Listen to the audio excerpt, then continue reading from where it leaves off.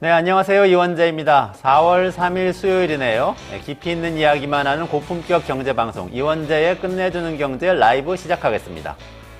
공부하는 시간이에요. 총선이 이제 7일 남았네요. 딱 일주일 남았고 사전투표는 또 그 5일, 6일 이틀 동안 한다고 그러니까 이틀, 3일 남았어요.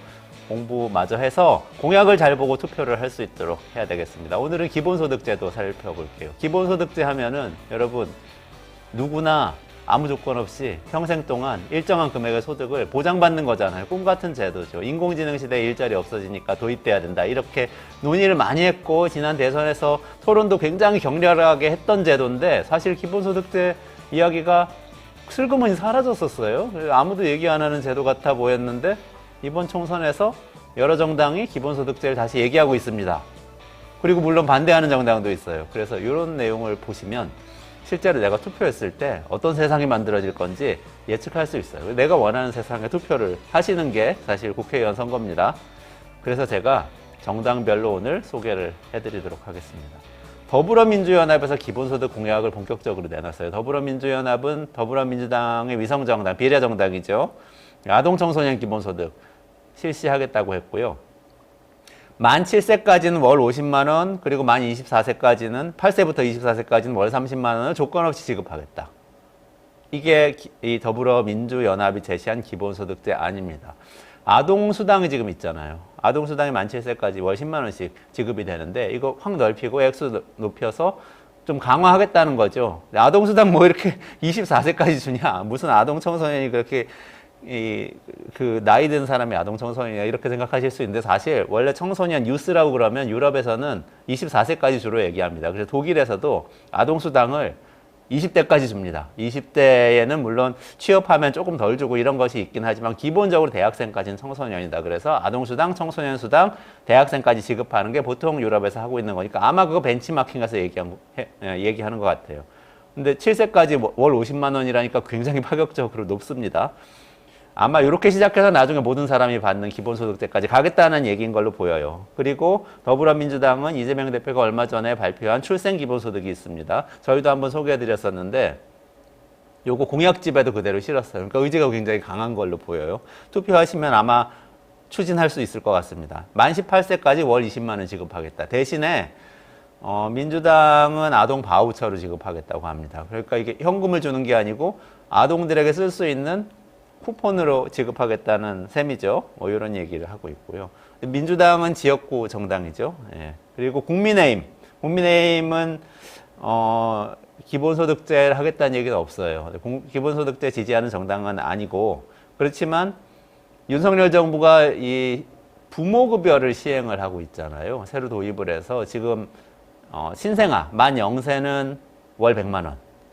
그리고 1년 넘어가서 만 1살, 1년에서 2년 사이에 있는 아기들은 월 50만 원 지급을 하고 있는데 그거를 조금 조정해서 조금 더 잘 지급되게 하겠다 이렇게 얘기하고 있어요. 이게 뭐냐 하면 보통 그 부모급여 받으시는 분들 아실 텐데 아이를 어린이집에 보내면 한 50만 원 정도 어린이집에 비용이 들어요. 그러면 이 50만 원, 100만 원 중에서 50만 원은 그냥 어린이집으로 갑니다. 그러니까 바우처로 받는 셈이에요. 그리고 그 부분을 국민의힘에서는 만 0세 뿐만 아니라 나중에 애가 커서도 쓸 수 있게 해주겠다. 좀 이렇게 저장해놨다가 나중에 쓸 수 있게 해주겠다. 통합관리 방식으로 바꾸겠다. 이렇게 공약을 하고 있습니다. 그러니까 사실 뭐 기본소득제 도입하겠다는 입장은 아니에요. 부모급여 조금 편리하게 하겠다는 거고 녹색정의당은 기후 관련된 게 있습니다. 뭐냐면 탄소세라고 있어요. 탄소 많이 배출하면 그 탄소 배출량에 따라서 세금 받는 게 탄소세거든요. 왜냐하면 지금 기후위기가 엄청나게 문제인데 기후위기는 탄소를 많이 배출해서 생기는 거잖아요. 근데 탄소 배출하는 건 주로 제조업 기업들이나 이렇게 어떤 대기업들이란 말이죠. 그 대기업들한테서 세금을 걷어야 대기업들이 탄소를 덜 배출하는 방식으로 기술을 바꿔서 생산을 할 거다. 이렇게 기대하고 탄소세를 걷는 건데 그럼 거둔 세금 어디에 쓸 거냐? 기후배당으로 쓰겠다 이렇게 얘기해요. 기후배당은 나눠주는데 물론 여러 가지 방식이 있습니다. 거기에 대해서 녹색정의당이 정확하게 얘기하지 않는데 원론적으로 기후배당은 모든 사람에게 똑같이 나눠줘야 됩니다. 왜냐? 부자나 가난한 사람이나 나이 든 사람이나 젊은 사람이나 기후 문제는 똑같이 겪거든요. 그렇기 때문에 기후 문제 방지하기 위해서 거둔 세금은 모든 사람에게 그대로 나눠준다. 이런 정신이 있어서 스위스에서도 탄소세로 거둔 돈을 기본소득 방식으로 기후 배당으로 모든 시민에게 그대로 나눠줍니다. 그래서 만약에 그런 방식이라면 녹색정의당이 정확하게 그렇게 쓰지 않았어요. 그렇지만 그런 방식이라면 이것도 기본소득제입니다. 이렇게 더불어민주연합, 더불어민주당, 국민의힘, 녹색정의당이 각각 기본소득과 관련된 입장을 내고 있어요. 어떻게 들리세요? 민주당이나 더불어민주연합 투표하시면 아마도 기본소득제 도입을 추진할 것 같아요. 아동 청소년부터 시작해서 나중에 점점 넓히자 이렇게 나오는 것 같고 국민의힘은 반대하는 걸로 보이고요. 녹색정의당은 탄소세를 걷어서 그대로 나눠주자 이렇게 얘기하는 것으로 보이죠. 근데 총선 끝나면 기본소득제 바로 도입될 수 있냐? 우리 다 조건 없이 매달 돈이 따박따박 들어오게 만들 수 있냐? 그렇진 않습니다. 국회에서 할 수 있는 일은 한계가 있어요. 입법을 통해서 그런 제도를 전면적으로 도입하기는 힘듭니다. 그렇지만 그 방향으로 계속 가겠죠. 행정부가 반대하면 할 수는 없는데 그 방향으로 계속 가겠다는 이야기일 것 같습니다. 그리고 더불어민주연합의 아동청소년 기본소득은 자세하게 재정 소요까지 썼어요. 그래서 연간 44조 원 든다고 하는데 그 돈 어떻게 마련할지 사회적 합의도 필요할 것으로 보이니까요.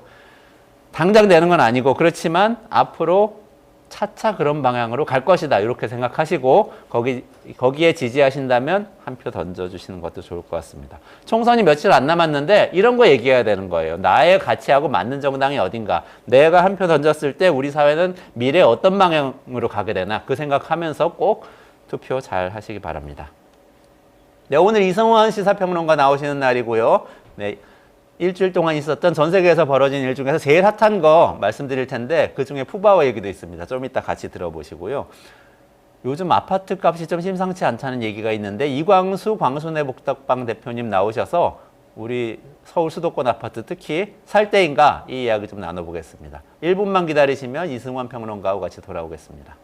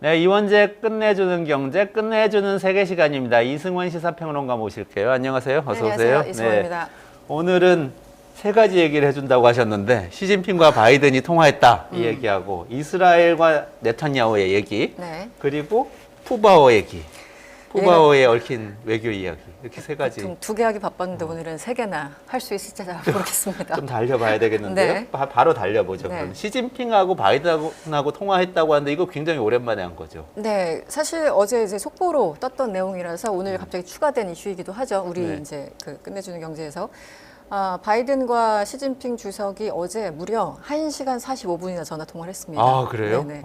보통 해봤자 1시간 정도거든요. 그런데 정말 할 얘기 다 했다는 거겠죠? 1시간 45분이면. 그래서 뭐 이제 물론 이제 통역 시간이 있어서 한 절반 정도를 생각하셔야 되겠지만 일단 1시간 45분은 굉장히 긴 시간이었기 때문에 그들이 하고 싶은 얘기를 웬만하면 다 했다. 그러니까 중간 점검 상황이고 여기서 말씀드리는 중간 점검은 지난 11월 달에 샌프란시스코 인근에서 정상회담을 했지 않습니까? 네.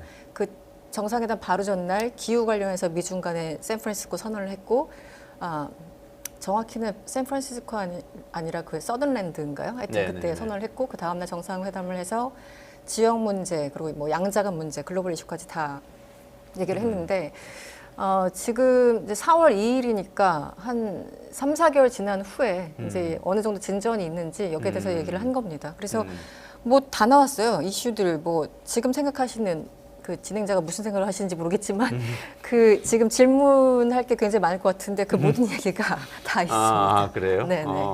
그래서 간략하게 간략하게 이야기해 주시죠. 일단 뭐 글로벌 이슈 먼저 할까요? 글로벌 이슈는 당연히 지금 뭐 우크라이나 문제랑 그 네네네. 이스라엘 하마스 관련해서 특히 이제 중국이 그러니까 러시아 측에 간접적으로 지원하고 있다면 그거 멈춰라라고 이제 글로벌 이슈에 대해서 얘기를 한 거고.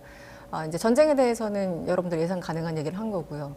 사실 이제 지역 이슈가 굉장히 민감죠. 여기서 말씀드리는 지역 이슈는 타이완, 뭐 대만 문제죠. 그래서 이제 시진핑 주석 같은 경우는 바이든 대통령한테 다시 한번 우리의 가장 핵심이 첫 번째 레드라인이 대만이다라고 얘기했어요. 레드라인이라는 단어를 썼고 이제 대만 문제가 가장 큰 핵심이라고 얘기를 했고 네. 여기에 대해서는 무조건 주권을 이제 지켜야 된다라고 얘기를 했습니다. 그래서 네. 아마 생각하시는데 올해 초에 대만 총통 선거가 있었잖아요. 총통 선거가 있어서 이제 라이칭더 총통이 승리를 했고 네네네. 그 바로 직후에 나왔던 백악관의 바이든 대통령의 표현이 대만의 독립을 지지하지 않는다였어요. 네. 네. 그게 네. 가장 중국에서 원하는 이제 답변이거든요. 네네. 그러니까 그 대만의 표현에 있어서 네 가지 수위가 있는데 대만의 독립을 지지하지 않는다. 두 번은 하나의 중국을 지지한다. 세 번째는 대만의 옆에 평화 안정을 유지해야 된다. 네 번째 우리 대통령이 즐겨 쓰시는 말이죠. 그 현상 변경을 반대한다. 이제 네네네. 가장 하수들이 한 얘기를 네. 지금 누군가가 하고 있죠. 그래서 이제 미국은 현상 변경 반대한다 얘기했다가 조금 분위기 봐서 대만의 독립을 지지하지 않는다 하면서 수위 조절을 이제 왔다 갔다 하는데 어쨌든 지난 대만 총통 선거 이후 발언이 백악관의 그 바이든 대통령의 발언이었고 대만 독립을 지지하지 않는다. 어제도 그 맥락에서 이제 이해가 된 것 같습니다. 네네네. 그리고 보시면 우리나라도 마찬가지지만 우리나라 외교부가 발표하는 거랑 저쪽 그 중국 측에서 얘기하는 거랑 그러니까 상대국이 발표하는 게 조금 다를 때가 있어요. 물론 네네. 이제 선언문 같은 경우는 공동으로 해서 컴마 하나까지 모든 것을 이제 다 하지만 일반적인 각각 스테이트먼트 내놓을 적에는 자기들한테 조금 유리한 걸 더 강조해서 하거나 혹은 삭제하거나 이렇게 얘기를 하거든요. 국내 정치를 생각해서 그렇죠, 그런 거죠. 그렇죠. 네. 그래서 예를 들어 한반도 문제에 대해서 백악관은 얘기를 했다라고 했는데 지금 중국 측에서는 거기에 대해서 자세하게 언급하지 않고 있어서 아직은 모르겠어요. 지금 한 네네네. 24시간밖에 지나지 않아서. 그래서 일단 지역 문제라고 할 수도 있고 이제 중국의 핵심 문제라고 할 수 있는 그 대만 문제에 대해서 얘기를 했고 이제 양자가 되는 이제 일반적인 문제 있죠. 기후 문제를 어떻게 할 것인가, AI 협력을 어떻게 할 네네네. 것인가. 그리고 뭐가 있을까요? 펜타닐, 우리- 마약 문제가 워낙 심각하니까. 네네네. 펜타닐 문제도 있었고 그래서 그 모든 이슈에 대해서 건설적인 대화를 했다고 합니다. 네.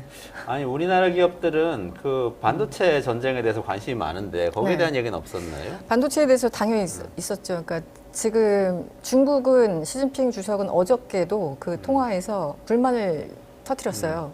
아니 당신들이 사실은 무역 장벽을 쌓고 있고 네네네. 원활한 무역을 이제 방해하고 있고 대중국에 대한 제재 목록을 더 길게 만들고 있다면서 이제 화풀이를 했고 바이든 대통령은 우리는 기본적으로 무역에 대해서는 자유무역을 선호하지만 미국의 안보에 저해되는 것에 대해서는 첨단 기술을 뭐 한마디로 유출시킬 수 없다 이런 뉘앙스로 얘기를 하면서 서로 얘기를 했습니다. 그래서 보통 외교 문서에서 솔직하고 건설적인 대화라는 표현을 가끔 쓰실 거예요. 네네네. 우리 표현으로는 자주 이제 보는데. 네네 자주 그러니까 좀 분위기 화기애애했으면 정말 뭐 허심탄회하게 얘기했다, 뭐 화기애애한 분위기 뭐 이렇게 얘기를 하고. 서로 그냥 건조하고 무미건조하면서도 뭐 기분이 특별히 좋지도 않고 나쁘지도 않고 딱 이 정도가 솔직하고 건설적인 대화를 나눴다고 네네네. 합니다. 그러니까 건설적인이라는 단어 들어가면은 뭐 분위기가 그렇게 좋진 않았구나. 막 이 정도 느낌으로 이해하시면 될 것 같습니다. 그래서 건설적이라고 얘기한 거예요? 그 기술 충돌 문제에 대해서는? 그건 이제 전체적인 분위기를 한 문장으로 외교부에서 표현을 하는데 백악관도 그렇고 candid and constructive라는 단어를 썼어요. 그래서 솔직하고 건설적인 대화. 근데 한국 외교부에서도 건설적인 대화했다고 하면 뭐 그냥 대면 뭐 할 얘기 했어 이 정도의 느낌이에요. 그러니까 약간 외교적으로 쓰는 그 특정 단어들이 있는데 네네네. 그래서 이제 저도 이제 첫 문장을 찾아봤죠. 도대체 어떤 단어를 썼을까 했더니 그냥 지난해 11월 달 딱 그 분위기에서 유지되는 것 같습니다. 네, 미중 관계가. 캔디드 하면은 좀 약간 갈등이 있었던 거 아니에요? 캔디드 서로 솔직하고 간에 그렇죠. 그러니까 얘기해서 이견이 좁혀지진 않은 상태. 이런 그러니까 지금 거겠죠? 대만 문제 거의 막 멱살 잡듯이 사실상 싸우고 있는 거고, 네. 공급망 문제에 대해서도 중국이 이제 화를 냈으니까 사실 불만을 표출했으니까 정확히는 그러니까 그런 단어를 썼겠죠. 네, 그러니까 최소한 화기애애할 상황은 아니니까 네, 그런 단어를 쓸 수 없었고 그래서 1시간 45분 동안 정말 하고 싶은 얘기를 서로 다 한 것 같습니다. 네. 미국이 계속 한국 반도체 기업들 미국에 투자하고 물건 팔려면은 중국에는 투자하지 말아라 계속 그러고 있어서 네. 그게 완화되지 않나고 이렇게 좀 귀를 쫑긋하고 있는데 거기에 대한 뭐 그린라이트는 없네요. 현재로서. 일단 그 작년에도 그렇지만 뭐 상무장관, 재무장관, 뭐 국무장관 다 중국에 한 번씩 갔잖아요. 이번에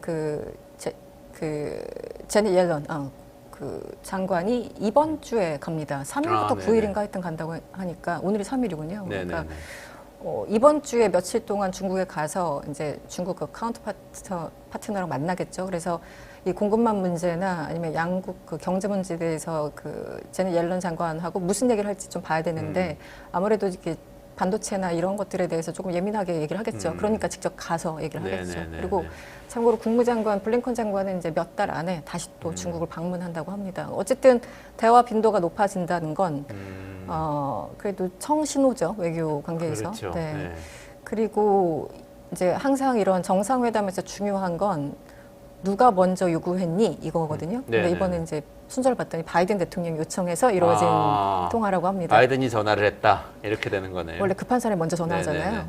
그래서 대선을 앞두고 이제 중국과 뭔가 이게 긴장 수위를 높이지 않으려고 하는 어떤 매니지에 들어간 거겠죠. 그래서 시진핑이 전화를 했을 리는 없는데 약간 그 생각을 했는데 역시나 바이든 대통령이 했고, 네.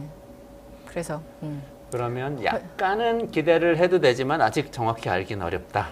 양쪽 다 이제 필요에 의해서 왜냐면 시진핑이 싫어하면 또 그만이었는데 양쪽 다 필요했으니까 만났을 거잖아요. 전화로라도. 그러니까 미국은 대선을 앞두고 상상할 수 있는 그 여러 가지 이슈들에 대해서 관리 차원에 들어간 것 같고 중국도 지금 굉장히 상황이 안 좋지 않습니까? 뭐 부동산 버블부터 경제 이슈도 그렇고 특히 이제 MZ 세대들 뭐 이렇게 청년 실업률도 높다고 하니까 그리고 최근에 뉴스를 보셨을 수도 있는데 지난해부터 올해까지 중국의 그 불법 이민자들이 10배 이상 늘었어요. 중국에서 미국으로 가는, 중국에서 미국으로 가는 불법 이민자. 네. 그래서 예를 들어 작년 12월 한 달만 해도 몇천 명 수준이거든요. 근데 그 1년 전에 비하면 몇백 명 수준이어가지고 굉장히 많이 늘었는데 계속 불법적인 이민이 이루어지는 이유가 그러니까 일종 망명 신청인 거예요. 그러니까 정치적으로 이제 더 이상 시진핑 시대에 못 살겠다. 그리고 경제적으로 약간 중산층 혹은 그 중산층 미치지만 자영업자들이 굉장히 많이 이탈을 하고 있거든요. 그래서 이게 10배면 숫자가 만만치 않은 숫자인데. 그렇죠. 예. 그러니까 이거는 이제 국경 문제도 있는데다가 중국 입장에서는 굉장히 자존심 상하는 일인 거예요. 시진핑 입장에서는. 그래서 그 이민 문제라는 거는 그러니까 누군가가 도망친다는 건 그 나라에 문제가 있다는 뜻이잖아요. 그래서 중국 이민 문제만 보더라도 중국 상황이 정말 안 좋다라는 거를 이제 간접적으로 느낄 수 있겠죠. 그래서 양쪽의 이해관계가 맞아서 무려 1시간 45분 통화를 했다. 정리할 수 있을 것 같습니다. 네. 그러면 이 문제는 이렇게 정리할 수 있나요? 그래도 약간 미중 간의 그동안의 갈등을 약간 완화시키는 방향으로 대화가 이어질 가능성이 조금 더 높아졌다. 양쪽 다 지금 싸울 수 있는 체력이 안 돼요. 그렇습니다. 네. 이스라엘 얘기로 넘어가도 돼요? 네, 그러시죠. 그런데 그 와중에 또 미국이 이스라엘에 무기를 대량으로 팔았다 이런 기사가 나왔더라고요. 의회 승인이 필요한 절대량이 있고 승인이 필요 없는 이제 그 기준선이 있는데요. 이번에는 승인을 받는다라는 게 아마 뉴스의 핵심이겠죠. 그만큼 어마어마한 양이라는 거고 내용을 봤더니 미국산 전투기 F-15 50기 등등 해가지고 최소한 24조 원 정도 되는 무기를 판매할 예정이고 그 정도 되는 양이면 이제 그 의회 승인이 필요합니다. 그래서 이틀 전 CNN 보도였는데 의회 승인이 곧 이제 승인 요청을 할 거라고 그런 보도가 나왔습니다. 그런데 그동안 뉴스를 쭉 보니까 이스라엘 하마스 전쟁 10월 7일 이후에 무기를 전달한 것만 한 100여 차례가 된다고 해요. 뭐 폭탄부터 탄약부터 여러 가지 종류가 있겠죠. 그런데 그거는 일정 양을 넘지 않아서 그냥 이제 백악관에서 알아서 처리할 수 있는 것도 있고 국방수권법인가 하여튼 관련법이 있지만 그 긴급 명령을 통해서 그냥 사실 이제 우회로를 찾는 거죠. 긴급 명령이라고 해서 역시 의회의 승인을 거치지 않고 지원하는 게 있습니다. 그래서 그렇게 해서 거의 뭐 100여 건이 된다고 보도에 나오고 있어요. 근데 이번은 이제 워낙 큰 액수기 때문에 의회 승인이 필요한 그런 상황입니다. 네. 그래서 논쟁이 굉장히 뜨거워지겠죠. 네, 공화당과 민주당 사이에서도. 또 이스라엘 하마스 전쟁이 지금 한창이고 또 공식적으로는 바이든 대통령은 좀 휴전을 촉구하는 그런 입장이었잖아요. 근데 또 무기를 판매한다는 게 좀 안 맞는 것 같기도 한데. 완전히 지금 오른팔과 왼팔이 따로 움직이고 있는 거죠. 네, 그 유엔에서는 뭐 휴전, 물론 이제 조건에 따라서 굉장히 뭐 다르긴 하지만 즉각적인 휴전을 얘기한다. 뭐 전쟁하지 말아라, 가자 지구에 민간인들 보호해라, 950분 들어가게 해야 된다라고 얘기는 하고 있고 한편에서는 무기를 지원하거나 혹은 팔고 있으니까 완전히 어긋난 얘기를 하고 있는 거예요. 그래서 미국이 정말 갈피를 못 잡고 있구나라는 걸 단적으로 보여주는 장면이 아닌가 싶은데. 네, 이유는 이제 두 가지입니다. 근데 이렇게까지 대책이 없을 수 있나 싶긴 한데 대선을 앞두고 이제 바이든 같은 경우는 유권자 눈치를 살펴야 되잖아요. 근데 유권자가 두 가지입니다. 하나는 틱톡을 보고 자란 혹은 자라고 있는 그 젊은 세대, 뭐 미국의 또 MZ 세대 이런 쪽에서는 팔레스타인에 대해서 연민을 많이 느끼고 있지 않습니까? 네, 그래가지고 지금 바이든이 이스라엘을 지지하는 것, 지원하는 것에 대해서 굉장히 강력한 반대를 하고 있어요. 저번에 우리 얘기했던 것처럼 미시간에서 아랍계 미국인들이 굳이 가서 뭐 10만 명 이상이 11%나 네, 11% 정도 됐죠. 그래서 10만 명 이상 반대 의사를 굳이 가서 밝힌 거잖아요. 그래서 이제 이스라엘 지원하지 말아라는 그 표심이 있는 것이고.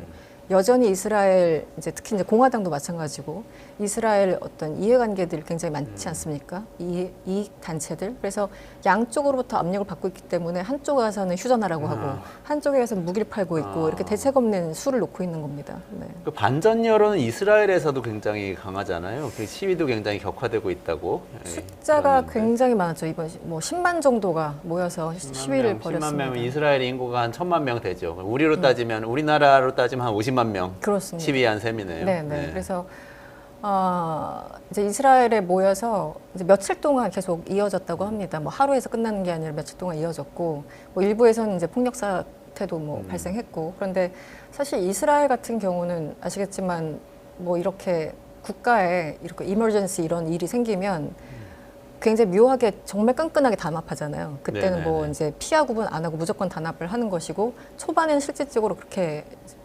보였죠. 그리고 외국에 있던 사람들이 실제 전쟁을 하겠다고 자국에 이스라엘로 입국하고 이런 장면들이 이어지지 않았습니까? 그런데 지금은 사람들이 한계에 온 거예요. 그리고 가자 지구에선 거의 막 50%가 아사지경이다라고 보도가 나오고 있고 실제 사람들이 너무 처참하게 사망하고 있으니까 그래서 결국은 10만이라는 엄청난 인파가 몰리면서 이제 네타냐후 즉각적으로 지금 내려와서 조기 총선을 치러라라고 퇴진하라는 뜻입니다. 내각제니까 총리 물러나면 바로 그렇죠. 의회 해산하고 총선하는 거죠. 네네. 그래서 네타냐후가 벌써 이제 12년 하다가 2011년에 잠깐 쉬고 한 2년 만에 돌아와서 다시 이제 하고 있는 건데 거의 뭐 한 14, 15년째 집권하고 있지 않습니까? 그런데 예전에는 어느 정도 그냥 오른쪽이었다면 지금 거의 구구파랑 연정을 구성해가지고 실질적으로 말과 행동이 굉장히 극으로 치닫고 있기 때문에 일반적으로 과거에 지지했던 사람들도 더 이상은 동의할 수 없는 수준에 이르는 것이고 그리고 더 문제는 그 민주당 상원 원내대표, 그러니까 민주당이 사실상 1위죠. 그 실권자죠. 그 척 슈머 그 상원 미국 민주당의 미국 민주당의 척 슈머 원내대표가 유대인이에요. 근데 대놓고 네타냐후 퇴진하라고 얘기를 했어요. 그래요? 와, 척 며칠 전. 슈머는 비중이 굉장히 큰 굉장히 정치인인데. 크죠. 우리나라 뭐 당대표, 원내대표 생각하시면 됩니다. 그런데 더군다나 유대계인데. 그래서 척 슈머가 그 네타냐후를 퇴진해야 된다고 얘기를 해서 이게 미국 언론에서 며칠 동안 굉장히 이슈가 됐어요. 척 슈머의 발언을 어떻게 해석할까. 네타냐후 그것도 바로 반박하고 뭐 비난하고 대놓고 뭐 이런 상황이 이어졌고 그러니까 안팎에서 지금 네타냐후가 이제 압박을 당연히 받고 있는 거고 그래서 그런지 최근에 탈장 수술도 받으셨고 네타냐후 총리가요? 네. 그것도 속보에 건강이 나왔어요. 안 좋아졌구나. 네. 그래서 탈장 수술 받기 직전에 긴급 기자회견을 열고 나는 지금 사임할 수 없다고 얘기하고 수술 받으시고 지금 이제 회복 단계에 있는 것 같은데 굉장히 어렵죠. 네타냐후 입장에서. 자진해서 퇴진은 안 할 거고 그리고 그 와중에 또 확전을 했다는 뉴스도 있어서 더 걱정이 되던데요. 그 이란 영사관 그렇죠. 공격했다는 이야기. 시리아의 이란 영사관인가요? 시리아에 있는 이란 영사관, 대사관 바로 옆에 영사관인데 그 영사관을 대파했어요. 사진을 보시면 완전히 정말 잿더미로 남았습니다. 그러니까 아예 정밀 타격을 한 거겠죠. 그래서 지금 뭐 영사관을 타격하는 건 굉장한 처음이죠. 네, 그거는 외교적으로 그냥 대놓고 그 나라 그렇죠. 영토를 침범한 거나 같은 효과입니다. 네네네. 외교적인 정치적인 의미로 네, 본다면. 그러니까 이란을 침공한다는 상징적인 행동을 한 그렇죠. 거잖아요. 실제 우리나라에 있는 외국 대사관은 거기는 그 나라 땅이잖아요. 미국 그렇죠. 대사관은 뭐 그게 네네네네. 이제 미국의 영토가 이렇게 되는 건데 외국에 있는 대사관을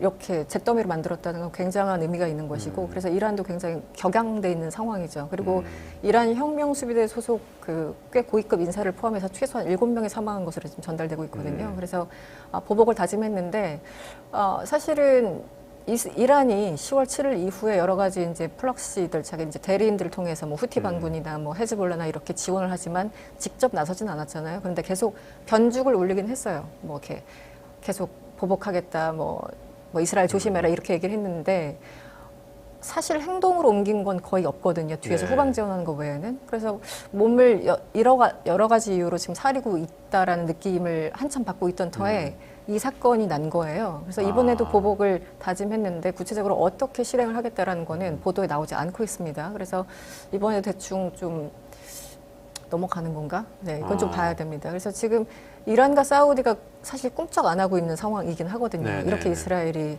많은 그 팔레스타인들을 그 죽이고 있는데도. 그래서 이 중동에서 그 역학관계라는 게 굉장히 묘하게 흘러가고 있는 게 사실입니다. 근데 이번에는 영사관이라서 좀 다를 수 있겠죠. 그러니까 이란이 다짐만 하지 않고 진짜 보복을 한다면 굉장히 큰 전쟁으로 번질 거고, 근데 네타냐후는 그걸 의도한 것 같기도 하고 일부러 자극한 것 같기도 하고. 네, 네. 근데 국내에서는 계속 퇴진 시위가 벌어지고 있고. 그러니까 그런 상황이네요. 이 와중에 네. 영사관을 폭격했다라는 건 어떻게 보면 이란의 어떤 반발을 유도했다고도 볼 수 있는 거죠. 왜냐하면 의도해서 영사관을 쳤기 때문에. 네. 굉장히 나쁜 정치라는 생각이 드는데. 네타냐후한테 만약에 그게 사실이라면 뭘 뭐, 기대하겠습니까? 그렇군요. 네. 정리를 해보면은 지금 이스라엘 상황은 네타냐후는 정치적으로 궁지에 몰려 있고 퇴진 압박을 받고 있는데 네. 그걸 타개하기 위해서 이란 영사관을 공격을 하고 했고, 그리고 또 미국에서는 그걸 하지 말라고 계속 압박을 하면서도 휴전도 하라고 압박하면서 또 뒤로는 무기를 판매하고 이렇게 엄청나게 이러지도 판매하고. 저러지도 못하는 네. 이런 상황이다. 굉장히 모순적인 상황이죠. 어떻게 보면은 딱 사태가 해결되기 직전까지 이렇게 막 충돌을 향해서 가는 것 같기도 하고 뭐 그런 느낌도 드네요. 네타냐후는 본인이 실각하면 지금 부패 혐의로 뭐 기소된 상태인가 그렇습니다. 그래서 재판을 받아야 되고요. 이 극우파들 연정 상황에서 그것이 이제 와해된다면 본인의 정치적인 생명과 직결된 거라서 이거를 본인 입장에서 양보할 수 없는 상황이 된 거예요. 네. 한 개인의 정치적 생명 때문에 진짜 수많은 사람들의 생명을 빼앗는 일이 이어지면 안 될 것 같은데 아쉬움이 드네요. 푸바오 얘기까지 해야 돼서 푸바오. 잠깐만 하죠. 네, 잠깐만. 네. 푸바오에 대해서는 우리 국민들이 너무 사랑하시는데 중국으로 떠나게 됐잖아요. 근데 오늘 3일이죠. 네. 네. 푸바오. 저도 이제 판다. 힘들고 네. 힘들고 괴로울 때 네. 집에서 이제 보는데 10분만 봐야지 하는데 1시간을 보고 있어요. 네, 본 거 또 보고 본 거 또 보고 이제 푸바오에 대한 열풍이 대단하죠. 네. 그냥 이게 열풍이라고 보긴 뭐하고 한국 사람들이 기본적으로 좀 의지할 데도 없고 심적으로 예, 좀 마음이 허하고 이래서 더더욱 푸바오에 대한 인기가 더 높아진 것은 아닌가 그런 생각도 듭니다. 여러 가지 이제 우리가 너무 외로워서 판다를. 댓글로도 보고. 그런데 만약에 그게 사실이라면 네. 중국이 이 판다를 활용해서 정말 외교를 잘하고 있는 거 아니에요? 우리 마음을 움직였으니까. 그렇죠. 그냥 괜찮은 거예요, 그거는? 근데 그런 판다 외교라는 게 사실은 이제 이걸 외교적으로 보면 굉장히 냉정하고 차가운 외교적 맥락이 있는 것이고 그냥 뭐 판다만 본다면은 그냥 한없이 사랑스러운 거고 뭐 이런 굉장히 이중적인 감정, 양가적인 감정을 들게 하는 게 이제 푸바오 일종의 사건이죠. 네. 그런데 여기에 대해서 굉장히 좀 부정적인 얘기를 하시는 분들도 많습니다. 왜냐하면 동물들이 너무 이제 사실상 외교라는 이름으로 악용되는 것은 아닌가. 네네. 예전에 마오쩌둥이 이제 북한하고 옛날 소련에 판다를 이제 주면서 뭔가 외교적으로 좀 관계가 좀 개선됐다 싶으면 주고받고 하면서 이제 계속 관계를 유지해 왔거든요. 그 외교를 한 거죠, 동물 외교를.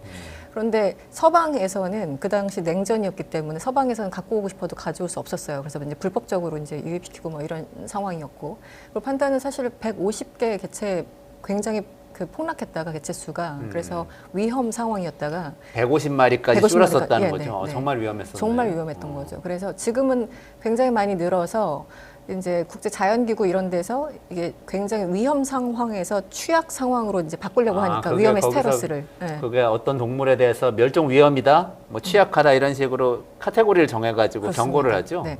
멸종 위기면 위험이고 그보다 좀 나아지면 취약인데 취약으로 바꾸려고 하니까 그때 시진핑 그 주석이 말렸다는 그게 있습니다. 왜냐면 위험이라고 해야지 우리도 이제 뭔가 이렇게 보석이 희귀성 뭐 이런 것 때문에 값어치가 있는 거고 의미가 있는 거지 않습니까? 줄 때 네. 조금 더 폼도 나고. 네네. 근데 이제 판다가 이게 너무 흔해졌어요. 예를 들면 이렇게 되면은 좀 본인 입장에서 정치적으로 무게감이 떨어지니까 아니야 계속 위험해야 해. 약간 이렇게 됐어요.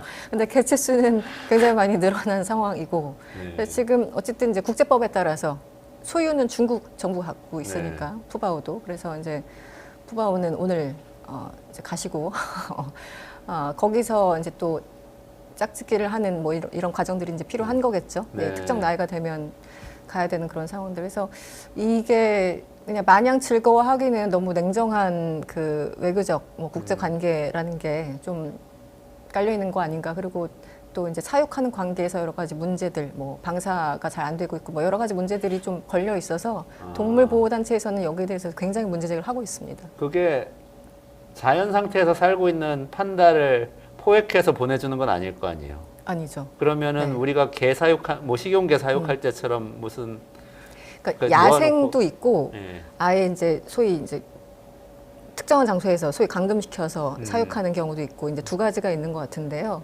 이 야생에서 원래 키워야지만 본래적인 의미이잖아요. 그렇죠. 그런데 그 수가 점점 줄어들고 이 내부에서 키우는 그 개체 수가 더 많이 늘어나고 있어요. 비율적으로 본다면. 그래서 여기에 대해서 너무 좀 잔인하다. 왜냐면 동물이라는 게 자연의 그 어떤 그 원리에 의해서 이제 죽고 살고 이런 것들이 결정돼야 되는데 스스로 어떤 그 디펜스 할 수 있는 능력도 길러야 되는데 그게 아니고 너무 인위적으로 만들어져서 주고받고 하는 그런 상황이 되니까 이게 과연 맞는 건가라고 이제 그런 동물권 입장에서 보시는 분들도 있고 네 여러 가지 이제 측면들이 좀 많습니다. 그래서 제가 이제 칼럼들을 쭉 읽다 보면 푸바오에 대한 단상을 여러 가지로 해석한 철학자들, 뭐 소설가들 이런 글들이 꽤 많아요. 지난해부터 지금까지. 그래서 뭐 그 푸바오를 보면 이제 장자의 철학을 생각난다. 뭐 이렇게 얘기하시는 분들도 있고 지금 현재 우리 뭐 이런 의미에서 이제 장자의 철학까지 꺼내드신 어떤 철학자도 있고 동물 외교의 명암을 지적하는 칼럼니스트도 있고 여러 가지 글들이 있는데요. 어쨌든 푸바오에 대해서는 명암이 분명히 있다라는 말씀을 좀 드리고 싶었습니다. 네. 우리 반려동물의 문제점 이야기할 반려동물 산업 문제점 얘기할 때 네. 개공장, 고양이 공장 만들어 사람들이 사랑할 것 같이 생긴 아이들만 맞아요. 계속 생산을 해낸다. 공장이다. 뭐 이렇게 비판을 많이 하는데 그런 관점의 비판이겠네요. 그렇죠. 네. 그래서 뭐 댓글 보면 사실 그런 그 감정들이 네네네. 굉장히 많잖아요. 네네네. 그래서 결국은 예쁜 동물들만 살아남는 거야, 뭐 등등 해서 여러 가지 있는데, 네. 이게 떠나보내는 그 아쉬움 한편에 네. 또 이런 아픔이 있다라는 말씀을 드리고 싶었습니다. 맞습니다. 푸바오 보면서 정말 냉철한 국제관계, 외교의 도구라는 점도 인식을 하면 좋겠고 또 그 뒤에 판다 공장 같은 동물권 문제가 있는 것도 인식하면 좋겠다. 네. 네. 이렇게 말씀을 해주신 걸로 이해할게요. 오늘 여기까지 진행해야 될 것 같은데요. 네. 이승원 평론가님 오늘도 감사합니다. 네, 고맙습니다. 조금만 기다리시면 이광수 대표님하고요. 부동산 이야기로 돌아오겠습니다.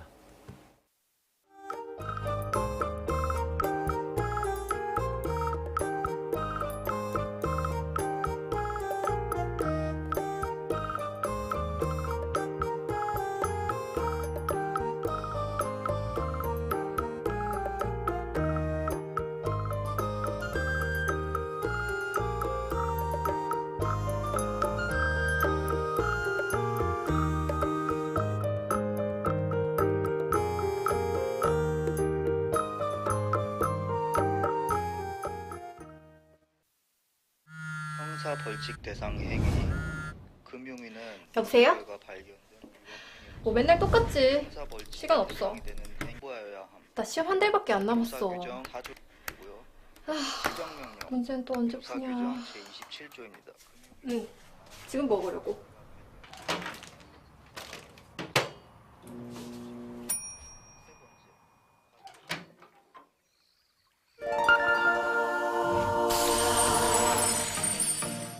걱정 마세요.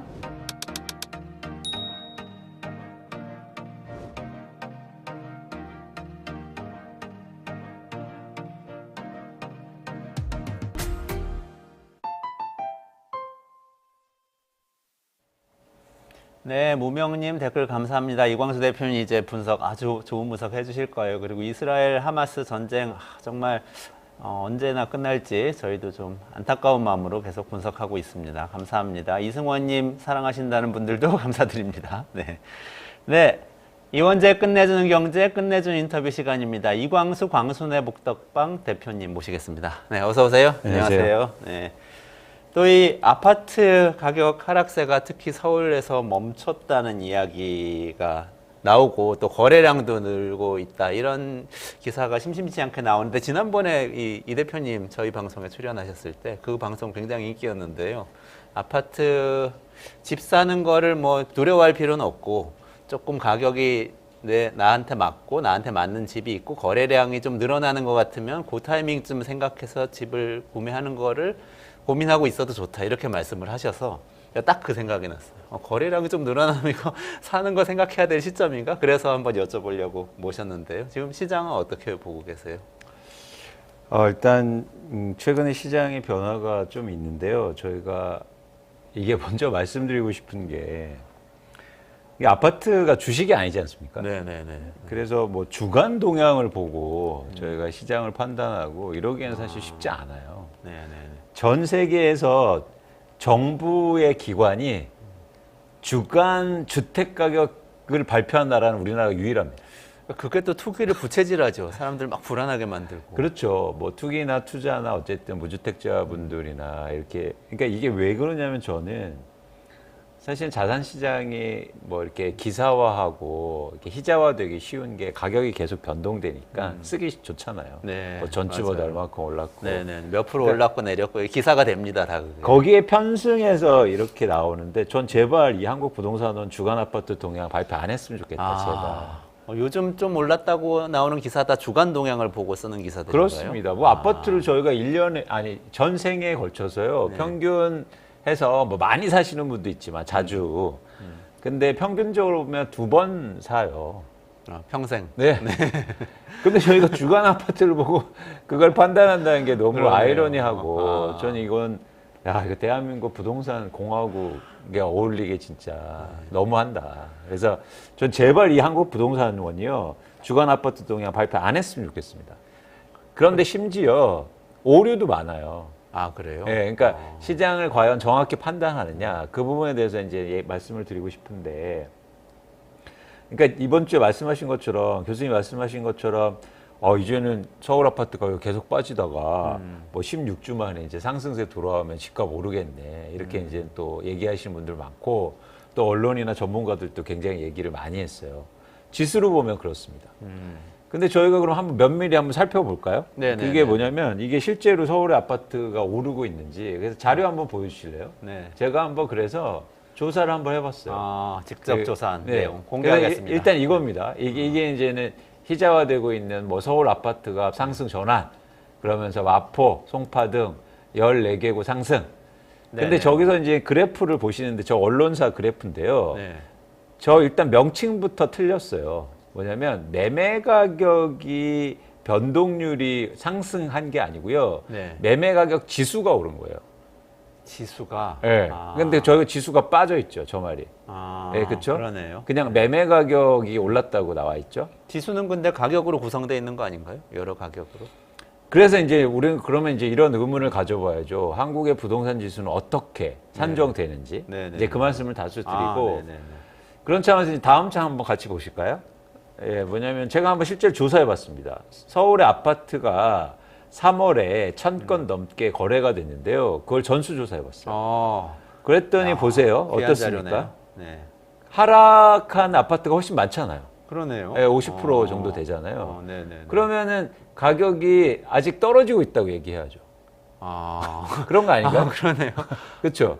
상승보다 하락이 분명히 많지 않습니까? 이건 제가 전부 다 조사한 거예요. 잠깐만, 근데 지수는 올랐는데 떨어진 종목이 많다 이런 뜻 아닙니까? 주식처럼 이해를 하자면? 그럴 수 있죠. 어. 그렇게 말할 수 있는데 그래서 이 매매 가격 지수의 아주 독특한 측면을 좀 이해하실 필요가 있는데 한 번 더 보실래요? 그 다음 장 보시면 일단 여러분 참고하시라고 제가 지역별로 어디가 하락하고 지역별로. 상승했는지 한번 보여드렸어요. 네. 이건 한번 여러분들이 나중에 한번 보시고 중요한 게 이게 있습니다. 한국의 지금 매매 가격 지수를 아파트 매매 가격 지수를 어떻게 하냐면 네. 첫 번째는 실제로 이렇게 제가 조사한 것처럼 거래가 이루어지면 그 가격을 기반으로 해서 지수를 산정해요. 근데 만약에 거래가 안 됐으면 그 달이나 그 주에 네, 네. 특히 이제 주간이잖아요. 네, 아파트는 거래 안 되는 주가 많겠죠. 엄청 많죠. 예를 들어서 뭐 특정 단지. 35,000개 네. 표본 조사를 하는데 그게 주마다 매일 거래되지 않지 않습니까? 그렇죠. 네. 그럼 거래가 되지 않으면 어떻게 할까요? 교수님 어떻게 생각하시기에. 하죠? 그 전주 가격 그대로 하나요? 어떻게 하죠? 맞습니다. 그 전. 예를 들어서 그 전에 거래된 걸 기반으로 하고 네. 또 하나 뭐냐면 매물 가격을 기반으로 해요. 일종의 매물. 호가. 호가를요? 네. 아, 그래요? 예. 그러니까 호가가 있을 거 아니에요. 네네네. 그러니까 여기에서 기본적으로 굉장히 큰 그 한국의 부동산 시장에 아직도 이 지수 산정하는데 선입견이나 편견이 들어가 있는 거죠. 어떤 거냐면 집값은 갖고 있는 사람들이 결정해.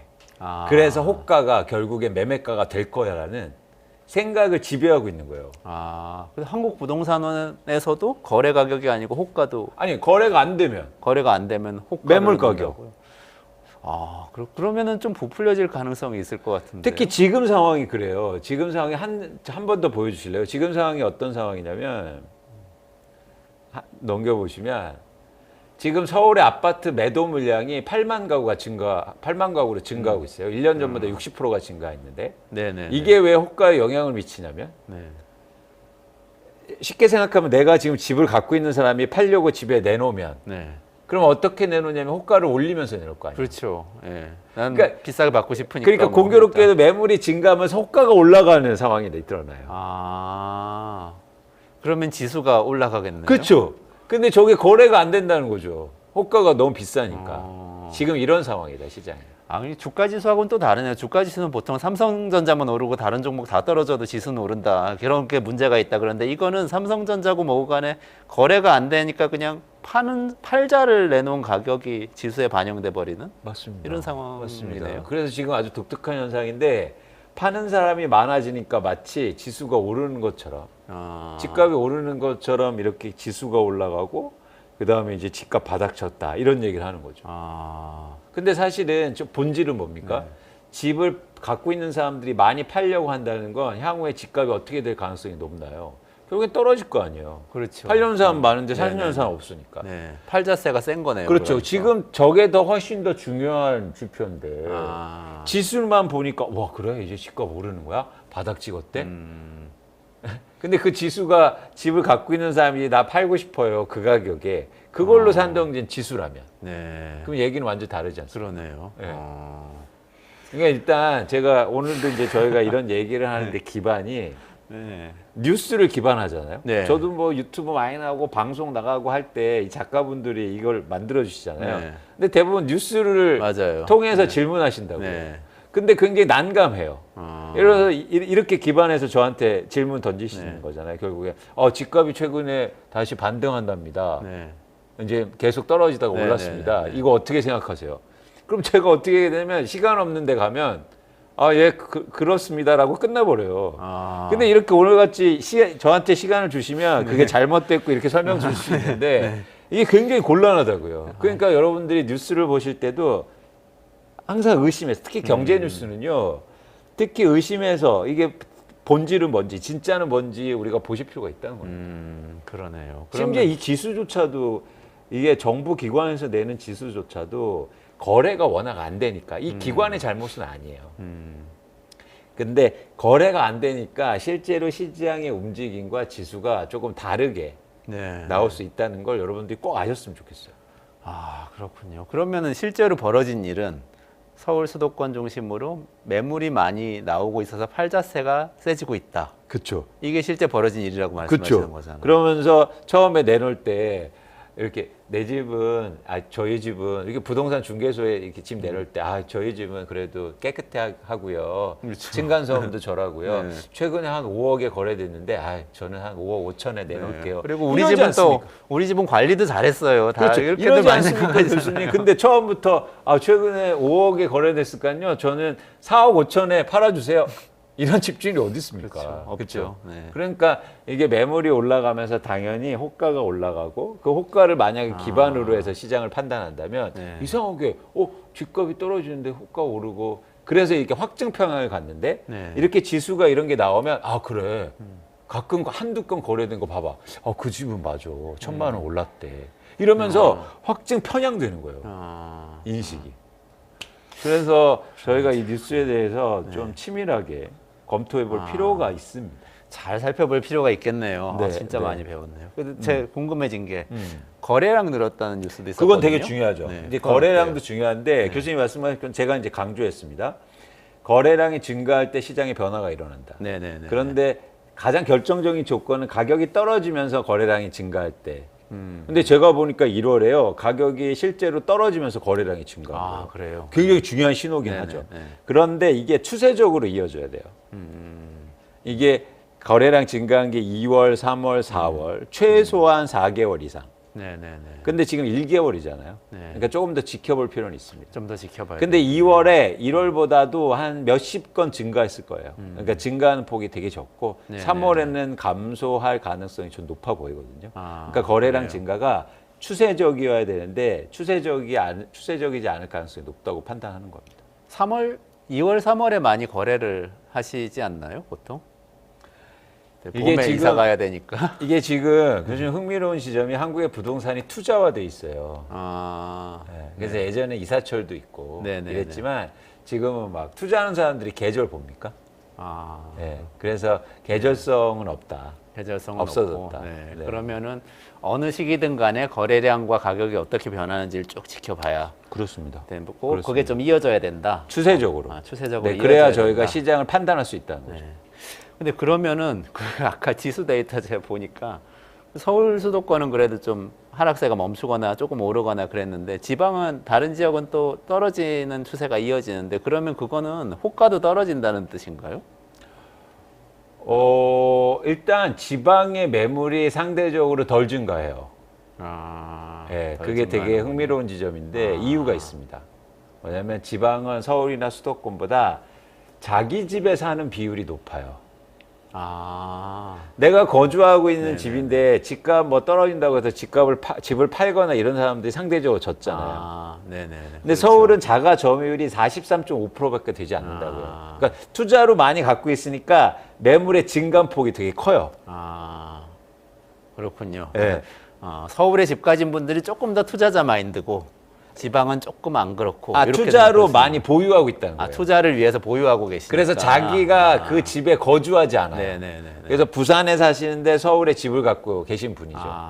그러니까 그러네요. 이 매물의 변동폭이 크고 증가할 때 이렇게 확 증가하는 겁니다. 근데 지방은 확 증가하지 않아요. 내가 거주하고 있으니까. 그렇죠. 네, 어떻게 네. 팝니까? 네. 이사 갈 때 파는 거죠. 그렇죠. 그러면. 그런 네. 경우가 많기 때문에 지금처럼 시장이 변동성이 있을 때 매물이 서울이나 수도권처럼 확 증가하지 않습니다. 그러니까 매물이 그렇게 증가하지 않으면 지수에 미치는 영향도 제한적인 거죠.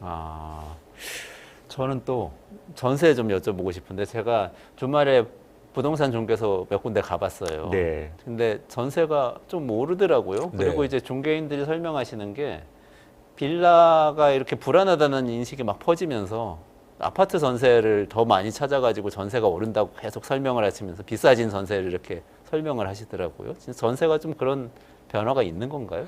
그렇죠. 확실히 아무래도 뭐 전세 사기 빌라라든가 아니면 일종의 공동주택 뭐 이런 아파트가 아닌 네네네.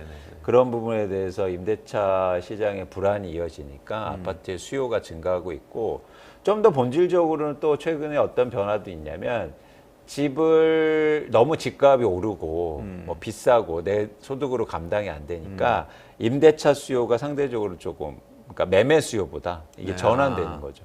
그래서 임대차 수요가 증가하면서 뭐 월별로 전세 가격이 상승한다고 볼 수 있는데 전세 가격이 상승한다고 표현하는 건 조금 더 생각해 볼 필요가 이것도 있습니다. 그러니까 교수님 한번 보세요.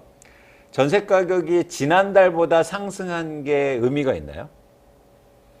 전세 가격이 네. 그러니까 왜 이런 말씀을 드리냐면, 그러니까 월별로 계속 누군가 사는 사람이 있으면 월별의 변동률이 중요한데 전세 가격은 쉽게 말해서 2년에 한 번이나 그렇죠. 4년에 한 번 거래되잖아요. 네. 그러니까 새로 구하시는 분들이 계속 전세를 볼 때 지난달에 구했을 걸 이번 달에 구해야 될 걸 이러면 이제 오른 게 체감적으로 느껴지는데 네. 이미 거주하고 있다면 네. 그렇죠? 거주하고 있다면 월별 가격이 중요한 게 아니라 2년 전 가격이나 네. 4년 전 가격이 중요한 거죠. 그러네요. 그때보다 올랐냐가 중요한 거죠. 그렇죠, 우리는 그렇죠. 이미 아. 신규 임차인보다 네. 거주 임차인 비중이 훨씬 높아요. 주택 시장에서는. 네네. 그러니까 시장에서 전세 가격이 오릅니다라고 얘기할 때는 좀 더 현실적이고 체감적인 그런 비교는 2년 전보다 올랐어? 그렇죠. 맞아요. 그리고 4년 전보다 맞아, 올랐어? 맞아. 그러네요. 이렇게 질문해야 됩니다. 네. 그런데 2년 전과 4년 전과 비교했을 때 지금 전세 가격은 최소한 오르는 것보다 떨어지는 비율이 높아요. 그래요. 왜냐하면 2년 전과 4년 전의 전세 가격이 워낙 높았기 그러네요. 때문에. 2022년, 2020년이니까. 그렇죠. 네. 특히 2020년에 임대차 보호법 3법이 네. 도입되면서 2년에서 4년으로 증가하잖아요. 맞아요. 네. 그래서 그 당시에 갑자기 전세 가격이 폭등했단 한 번에 말이에요. 올렸죠. 네. 그러니까 그때 가격하고 지금하고 비교해 보면 상대적으로 이것도 마찬가지로 떨어진 비율이 높다는 거예요. 그래서 요건 추세적으로 더 좀 볼 필요가 있지만 전세 가격이 엄청나게 올라서 지금 세입자들 임차인들 큰일 났어. 이건 아닐 수 있다. 그렇죠. 전세 가격, 전세 살고 있는 저 같은 사람들은 네. 전세 가격 생각하는 건 우리 집 만기 될 때 생각하는 거죠. 그렇습니다. 이사 갈 때 아니라면. 네네네. 이사 갈 때도 사실은 그 비교가 중요한데 이미 이제 전세금을 내고 계신 거잖아요. 네네네. 이사 갈 때도 그거에서 조율할 거 아닙니까? 그렇죠. 네. 근데 2년 전이나 4년 전에 엄청 많이 내놨어요. 근데 지금 그거 대비해서 이사 갈 때도 많이 높지 않아. 네. 오히려 조금 뭐 1,000만 원 떨어져 있어. 그건 오른 게 아니잖아요. 그래서 저희가 실제적으로 2년과 4년 전과 비교해 보면 그때보다 떨어진 비율이 높습니다. 네. 근데 이제 저같이 예를 들어서 전세 살고 있는데 이제 집을 언젠가는 사야겠다 이렇게 생각하고 있는 무주택자가 계시다면 네. 그 이제 전세 가격이 올라가지고 이렇게 매매가하고 차이가 줄어들면은 그 내가 사고 싶은 집을 좀 이 타이밍에 미리 사놓을까? 좀 현금이 있으면 이런 생각을 할 수는 있잖아요. 그런 면은 있지 않아요? 그럴 수 전세가 있죠. 오르면? 그럴 수 네. 있죠. 그래서 이제 전세 가격이 계속 오르면 그게 또 매매 수요로 전환이 되고 네네네.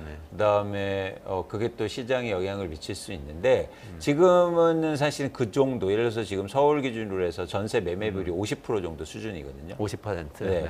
그러면은 50% 정도 수준에서 내가 전세 살고 싶다고 해서 전세값이 너무 뭐 올라서 매매를 해야겠다 이런 수요는 제한적이라고 보는 거예요. 그러네요. 어느 정도까지 가면 그런 수요가 늘어날까요? 매매로 전환되는 수요가. 그걸 절대 기준은 좀 힘든데 예전 같은 경우에는 60% 중후반대로 가면 네. 이제 그 일종의 갭 투자가 증가합니다. 갭 투자. 네. 그래서 그러니까 전세를 끼고 사는 사람들. 네네. 그래서 한 전 60% 후반대. 그러니까 또 예전하고 과거하고 좀 다른 건 하나는 뭐냐면 절대 금액이 커졌잖아요. 그래서 비율이 같은 비율이라도 예전에 뭐 서울의 평균 가격이 6억이었을 때, 그렇죠? 예를 들어서 뭐 전세 매매율이 50%면 네네. 내 돈 3억만 들여서 살 수 있잖아요. 그렇죠. 네. 근데 지금은 서울의 평균 아파트 매매 가격이 10억이거든요. 네. 근데 예전에 3억 주고 살 수 있었다면 지금 같은 50%라고 그래도 5억이 들여야 돼요. 그렇죠. 그러니까 절대 금액이 많이 올랐잖아요. 네. 그래서 이걸 감안하면 예전보다도 전세 매매 비율이 더 올라가야 된다고 보는 거죠. 그래서 그러네. 우리가 전세 매매 비율만 보고 과거처럼 이때 오면 수요가 증가할 거야라고 얘기하는 건 좀 절대 가격에 대한 고려가 필요하다. 그러네요. 절대 가격이 많이 올랐잖아요. 그러면 현재 어쨌든 전세 매매 비율 가지고 이게 매매 가격 상승을 좀 견인할 거란 생각은 지금 아직은 할 때가 아니다. 지금은 최소한 아닙니다. 지금은 최소한 아니다. 네. 제가 또 중개소 가 보니까 중개인 분들께서 그 정부 대출 얘기를 많이 하시더라고요. 신생아 특례 대출이나 뭐 이런 정책 자금 때문에 9억 이하 아파트는 또 그래도 수요가 많다 뭐 이런 말씀도 하시고 그러던데 그런 효과가 진짜 시장에 영향 미칠 만큼 있나요? 일단 올해 들어서 신생아 특례 대출이 이루어지는데요. 실제로 보면 신생아 특례 대출이 제가 지금 최근 지표를 보면 한 3조 원 정도 대출이 됐는데 3조 원. 네. 그 중에서 아마 20% 내가 신규 주택 매입 자금이요. 아. 나머지는 다 대환하고 그다음에 전세 대출이었거든요. 네네네. 그렇기 때문에 사실 규모가 그렇게 많지 않았고 네. 최근에 9억 이하의 아파트 거래가 된 건 신생아 대출보다도 지금 시장을 움직이는 건 실수요자들이거든요. 네. 투자하는 사람보다. 아, 근데 실수요자들 중에서 높은 가격을 감당해낼 수 없는 분들이 일단 절대 가격이 싼 걸 먼저 거래하는 거죠. 아, 그렇군요. 그러니까 우리가 어떤 그 사건이 있으면 이렇게 뭔가 원인을 찾아야 되잖아요. 네. 그 원인을 그래 뭐 2024년에 신생아 대출 이루어졌으니까 그래서 상대적으로 절대 가격이 낮은 아파트들 거래가 많이 돼 이렇게 뭐랄까 스토리를 만들잖아요. 근데 인과관계에 대해서 저희가 좀 고민해 볼 필요가 있잖아요. 진짜 맞느냐. 그러니까 그렇죠. 그럴듯하게 들리는데 네, 맞아요. 그게 여러분들이 그럴듯하게 들리다는 게 진짜가 아닐 가능성이 굉장히 높습니다. 연구자 입장에서는 진짜 그런 게 많아요. 그쵸. 그 인과관계를 검증을 해봐야 되는데 그냥 그럴 것 같다는 가설을 가지고 많이들 얘기를 하시니까. 그렇죠. 특히 아까 이제 언론 같은 경우에 제가 이왕 얘기했으니까 가져온 데이터 한번 보실래요? 네네네, 이게 그러시죠. 그 동탄 한번 봐주실래요? 이게 여러분 놀랍습니다. 동탄 자료 띄워주시죠. 예, 동탄 한번 찾아보실래요? 동탄이 또 요새 기사가 좀 나왔잖아요. GTX 뚫린다고 난리 네. 나잖아요. 그러니까 교수님 한번 생각해 보세요. 이렇게 제가 얘기합니다. GTX-A 개통됐잖아요. 네네네네.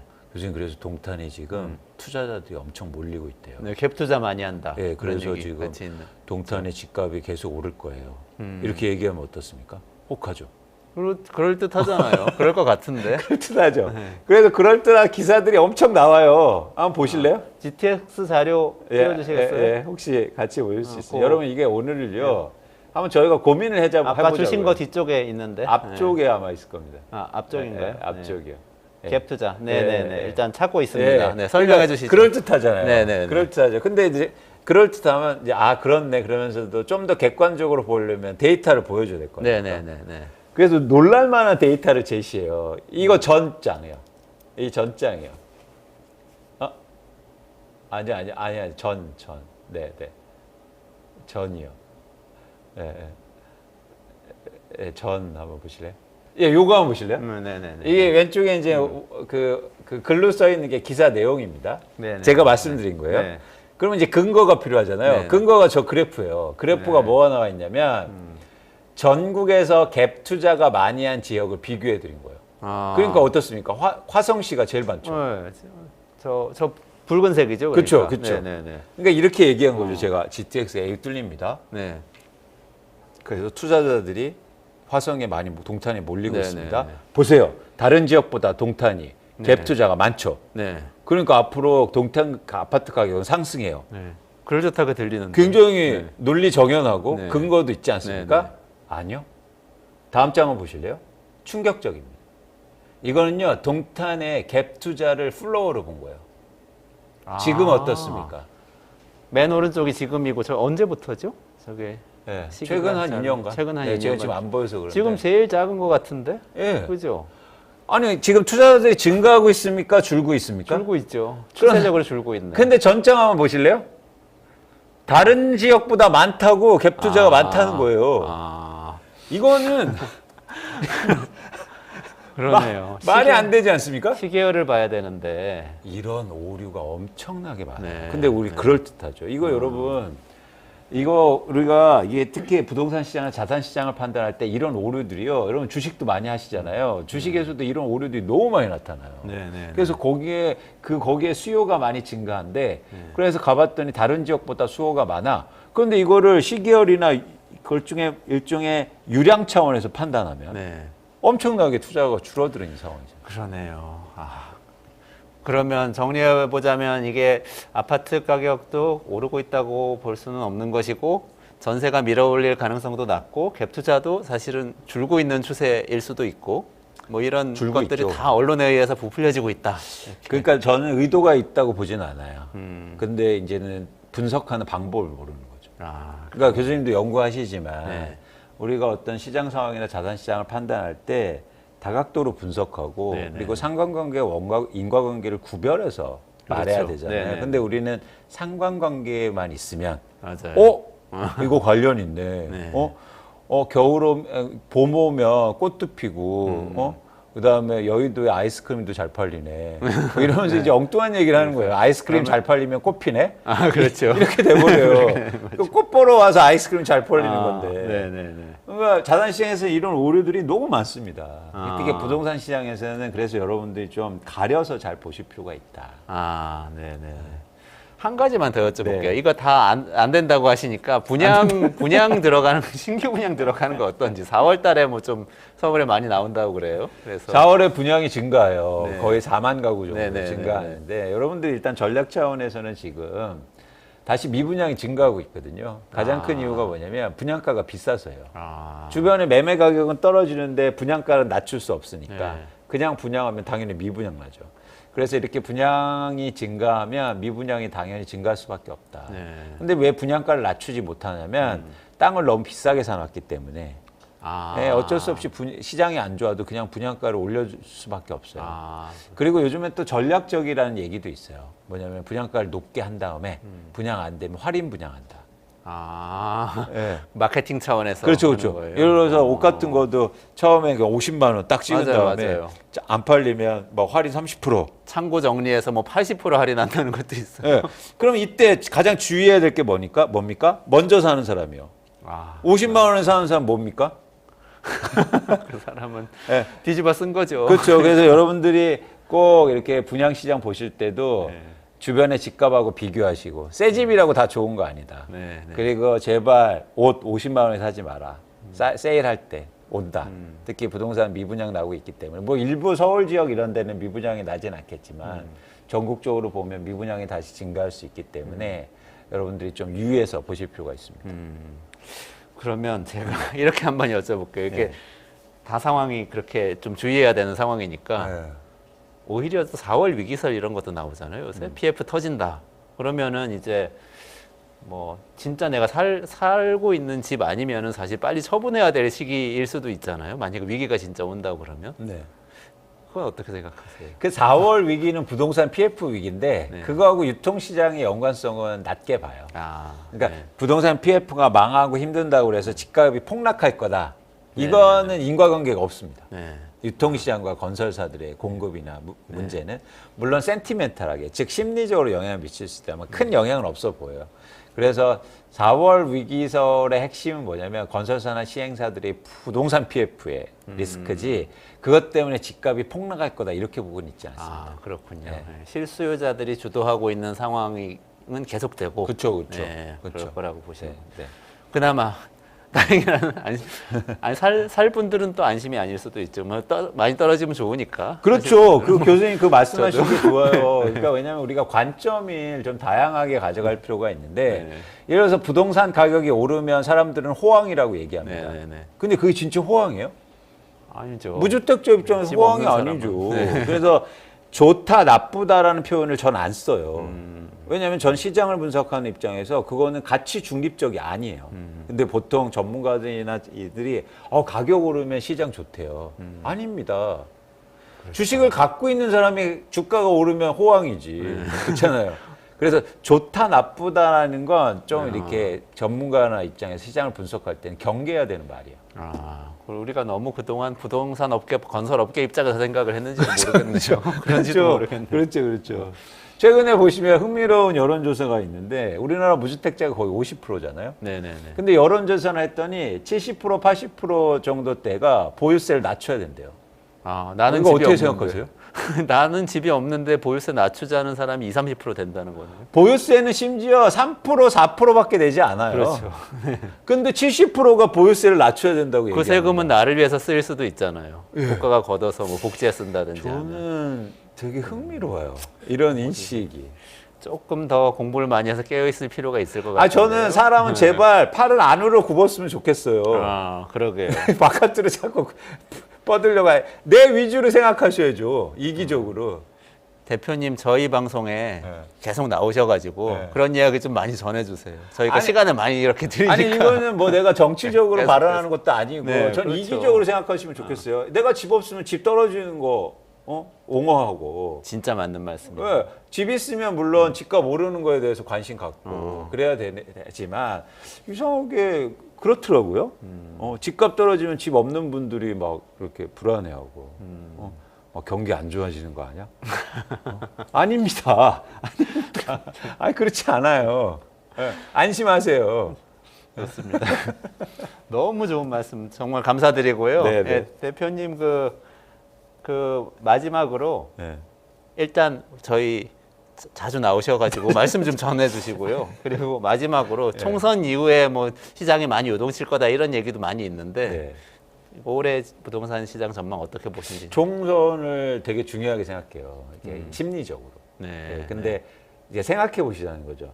총선에서 기대를 많이 하고 있는 사람은 지금 누굴까요? 그러니까 무슨 말이냐면 결국에는 이런 정책이라든가 이런 것도 이제 이게 투자로 움직이는 시장에서는 심리에 영향을 미치는데 지금 총선이라든지 규제 완화가 막 되니까 집을 갖고 계신 분들이 기대를 많이 하고 있다고요. 그렇죠. 네, 네. 근데 만약에 총선 후에 그 기대만큼 시장이 안 움직이면 실망이 크겠죠. 네, 네. 그래서 그 지점을 보고 있어요. 그래서 저는 오히려 총선 끝난 다음에 집값 하락폭이 좀 커질 수 있지 않을까. 커질 수 있다. 그러니까 집을 갖고 있는 사람들이 지금 집을 막 내놓잖아요. 아까 네, 집회 네, 보면. 네, 네. 근데 실망이 하면 어떻게 되겠습니까? 호가를 낮추겠네요. 낮추겠죠. 아. 보려는 사람도 네, 네, 없고 네, 네. 이제는 기대할 거다. 총선만 기다렸는데. 네. 그러면은 실망감이 커질 거 아니에요. 아, 그러면 호가가 되게 크게 내려갈 수도 있습니다. 총선 이후에 하락폭이 커질 수가 있다. 네, 이거 반대예요. 예전에 그러네요. 집값이 막 오를 때 규제를 막 했잖아요. 네, 네, 네, 네. 그때는 그 규제책에 대해서 기대를 누가 많이 했을까요? 집이 없는 분들. 그렇죠. 나 네, 규제되면 네, 집값 네, 떨어지고 나 집 살 수 있을 것 그렇죠. 같아. 네, 근데 네. 막상 규제가 나오는데 집값이 더 올라. 네. 그러니까 갑자기 무주택자들이 집을 막 사기 시작해요. 맞아요. 패닉 상태가 돼서 막 예. 영끌이 나온 거죠. 그래가지고. 맞습니다. 그때는 기대가 많이 한 분들이 무주택자 분들이었기 때문에 그분들이 시장에 그런 변화를 일으켰어요. 근데 지금은 기대를 많이 하고 있는 사람들이 집을 갖고 계신 분들이에요. 그래서 그 기대하신 분들이 반대로 움직일 수 있다.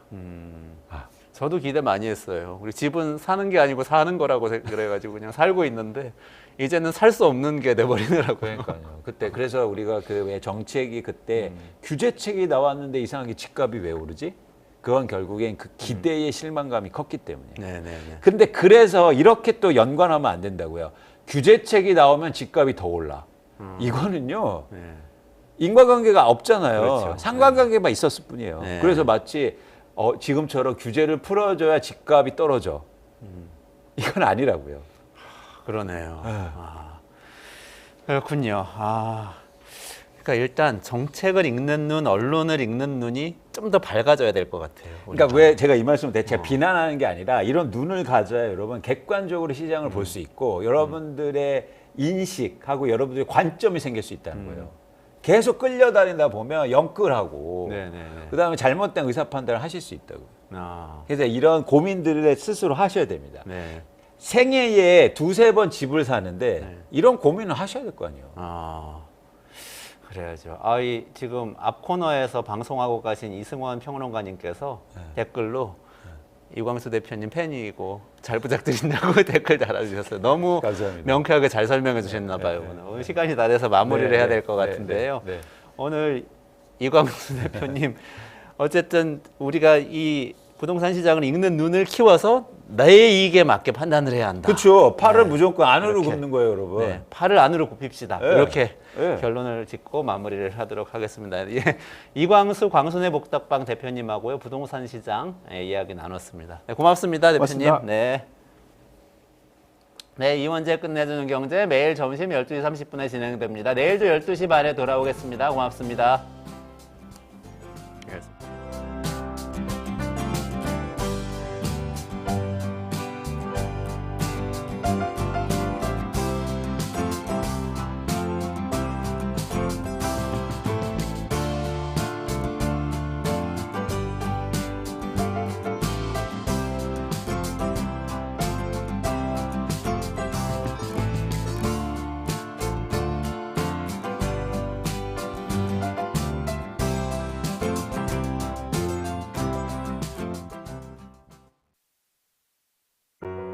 우리 아이 재단에서 뜻을 함께할 정기 후원자분들을 기다립니다. 우리 아이 재단은 한반도 어린이를 위한 재단입니다. 배고픈 어린이들에게 영양 가득한 국수를 보내고 영유아 자폐 조기검사 지원, 베이비박스의 이유식 정기 배달, 중증장애 미취학 아동들을 지원하고 있습니다. 따뜻한 손길을 이어주는 분들께 우리 아이 팔찌와 감사 선물을 드립니다. 지속적인 지원을 통해 더 많은 어린이들에게 도움을 줄 수 있도록 정기 후원자가 되어주세요. 후원 문의 02-2128-3344, 2128-3344